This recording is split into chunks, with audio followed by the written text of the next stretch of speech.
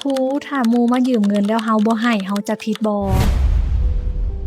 มันบ่ผิดการที่เฮาบ่ให้ไผยืมเงินการที่เฮาบ่ให้คนยืมเงินแล้วมาโกรธมาเครียดมาเฮ็ดหน้าตึงใส่เฮามันบ่แม่นความรับผิดชอบของเฮาที่จะไปรับผิดชอบชีวิตของไผหรือความเดือดร้อนของผู้ใดอยู่ในหันถึงแม้ว่าคนคนนั้นจะเป็นหมู่เฮาก็ตามนั่นมันเป็นปัญหาของทัศนคติของเขาบ่แม่นปัญหาของเฮาจื้อไว้เด้อว่าปัญหาของการเงินหั้นนะมันเป็นปัญหาของส่วนบุคคลบ่แม่นปัญหาของหมู่คู่หรือว่าจะให้ไผมารับผิดชอบแทนเจ้าตัวบ่ได้เฮามีชีวิตของเฮาก็ต้องรับผิดชอบการเงินของเฮาเองบ่จำเป็นต้องเอาตัวเฮานี่นะไปจมเพราะว่าความเกรงมกเกรงใจหมู่ย่านว่าหมู่บ่ให้แล้วหมู่จะเครียดถ้าหมู่คนใดที่บ่ได้รับการยืมเงินจากเฮาแล้วเครียดนั่นแปลว่าหมู่คนนั้นบ่ได้เหมาะสมที่จะเป็นหมู่เฮาเพราะว่าความสัมพันธ์มันบ่ควรมาแตกแยกกันด้วยผลประโยชน์ด้วยคำว่าเงินฮู้บ่ว่ามิตรภาพนี่มีค่าหลายกว่าเงินถ้าเฮาเป็นหมู่ที่ดีฮักหมู่เฮาบ่ควรที่จะส่งปลาให้หมู่กินควรที่จะส่งเบ็ดให้หมู่ไปตกปลากิน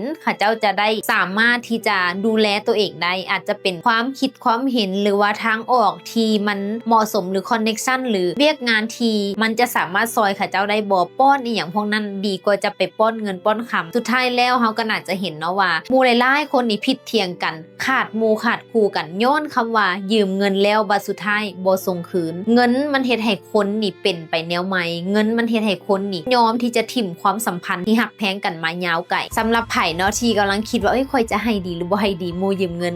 ลองฟังคลิปนี้กดแชร์คลิปนี้ออกไปเด้อเพื่อจะเตือนตัวเองและเตือนคนอื่นได้เนาะแล้วเจอกันใหม่ในคลิปหน้าสบายดี